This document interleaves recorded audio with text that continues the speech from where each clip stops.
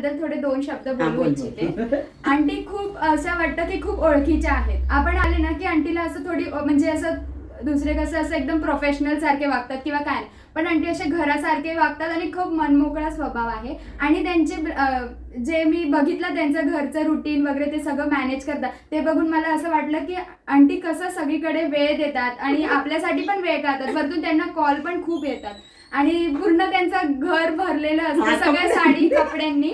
मी आली आणि मग त्यांनी मला नऊवारी वगैरे सगळं ट्राय करायला पण दिलं आणि ते बघून मला खूप आवडलं. मी ऍक्च्युली ब्लाऊज बाहेरून घेणार होती, पण तो नऊवारीवरचा ब्लाऊज बघून मला असं वाटलं नाही मी आता आंटीकडे शिवायला देते. आणि सगळं त्यांनी जे माझे मेहंदीचे, हळदीच्या आणि नऊवारी साडी जी शिवली आहे ती खूप छान शिवली आहे. जर तुम्हालाही असा खर्च वाचवायचा असेल तर आपल्या जुन्या कपड्यामधून, जुन्या साडीमधून, आपल्या आईच्या जुन्या साडीमधून तुम्ही छान मेहंदीसाठी एक गाऊन आणि हळदीसाठी ड्रेस शिवू शकता.